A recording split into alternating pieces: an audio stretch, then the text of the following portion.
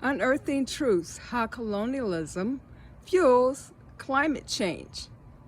Welcome back to More Holistic. Today we're going to delve into the intricate web of eco-social issues that shape our world.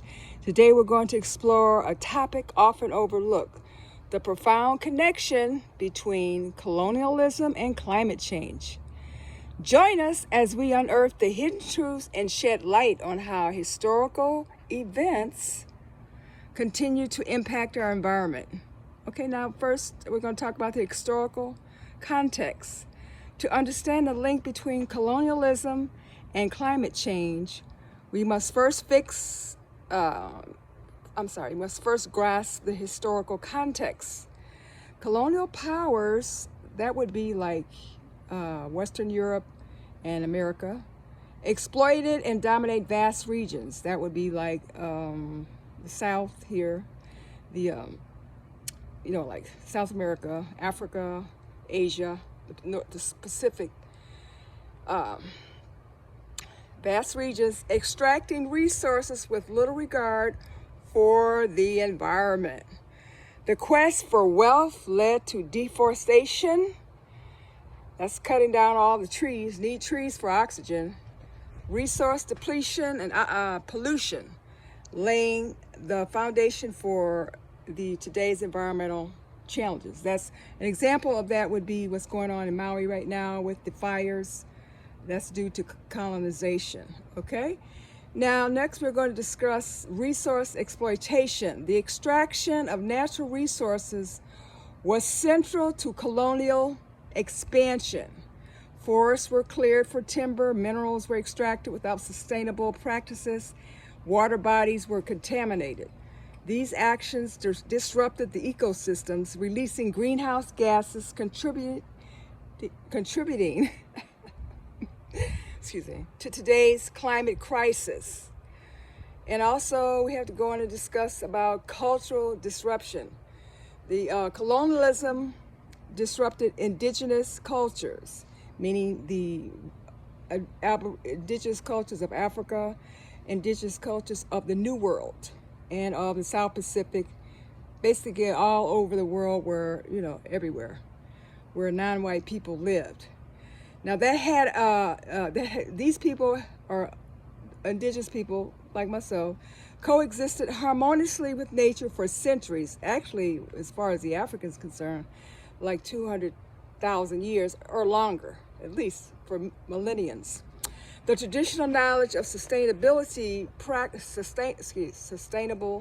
practices were disregarded, leading to loss of vital environmental wisdom.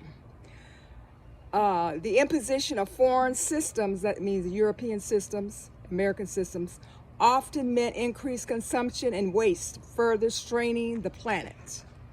Now, the economic inequality, the economic aftermath of colonialism perpetuates climate change. Former colonies, for example, like Africa, South Pacific, South Pacific would be Hawaii, even here in the global South, which is South America, and in America itself.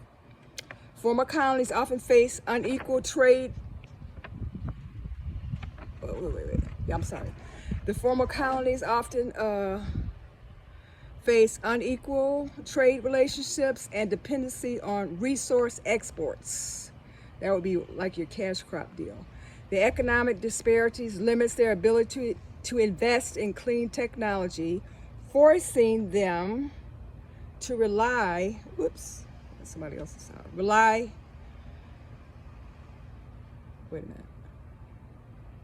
on industries that harm the environment. Now, neo-colonialism. Now, we know what colonialism is. The definition of colonialism: domination, occupation, plunder, exploitation of a nation by a foreign and alien power. Okay, that would be like Northern Europe, Western Europe, and United States. Okay. So even after formal colonization ended, The legacy persists in the form of neo-colonialism. Powerful nations, and we know who the dominators are, and corporations continue to exploit weaker regions for resources, perpetuating environmental degradation. The benefits flow to the wealthy, the elites, the upper class, while the costs disproportionately affect oppressed communities. Displacement and climate refugees. The effects of climate change hit hardest in regions already vulnerable due to historical exploitation.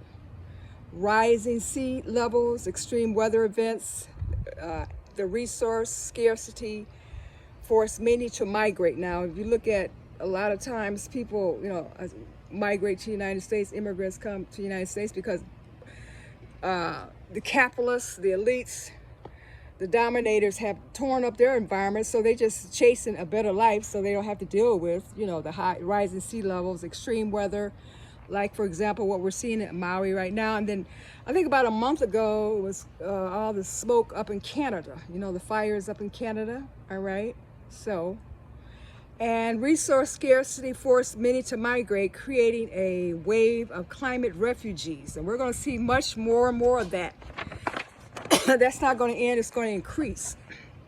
The displacement often leads to conflict and amplifies existing social injustice or social, exploitation from the capitalists, the multinational corporation, the elites, the bourgeoisie. Yes, okay.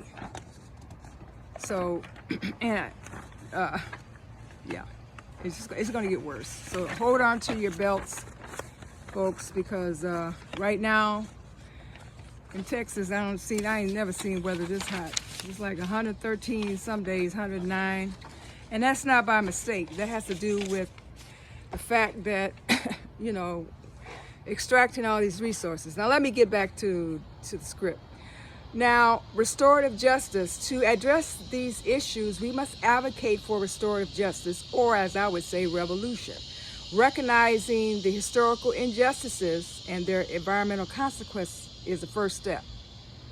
Let me repeat that. Recognizing the historical injustices and environmental consequences is the first step. Because a lot of people, they don't want to recognize it. They have their head in the sand saying, we don't have any climate change. It's been doing this forever. That's just a part of the way it is. A lot of people are in denial. Certain political parties and whatnot are in denial and saying, what does it matter? It's not that deep, We're supposed to eat animals. This is the way it is. What's another one of the reasons? This is not our world. When I die, I'll go to heaven. That's when I'll get mine. All this stuff. Now, supporting indigenous community rights, promoting sustainable development, and demanding equitable international policies are crucial. Basically, revolution. Revolution.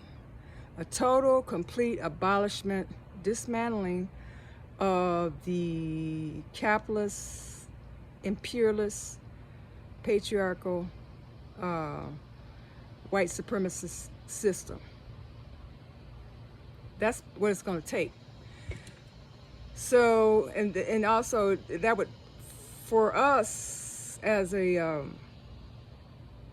formerly enslaved people, still enslaved, basically, since we don't have control of our lands and our whatnot, we're going to have the same ideology. We have to come to an ideology. An ideology is basically a belief. We all have to have one set of belief system. One worldview, one perspective. Okay? You can't have one person thinking they're this and thinking that's going to save us, or another person thinking that, what's the other one? They have this identity, or that some great God from the sky is going to float down on the clouds and save us. Oh, no. We created this problem. Well, I ain't going to say we. The dominators, the greedy people, those who feel that they don't like to share, that they don't believe in fractions, they created this problem, okay? So that's why you can't emulate them and want to be like them and replicate their system of capitalism. because it's the very thing that's destroying the planet. Have to find different ways of doing that and go back to our indigenous ways of doing things before we were invaded, kidnapped, and brought to the New World, or some already here, whatever point of view you believe in.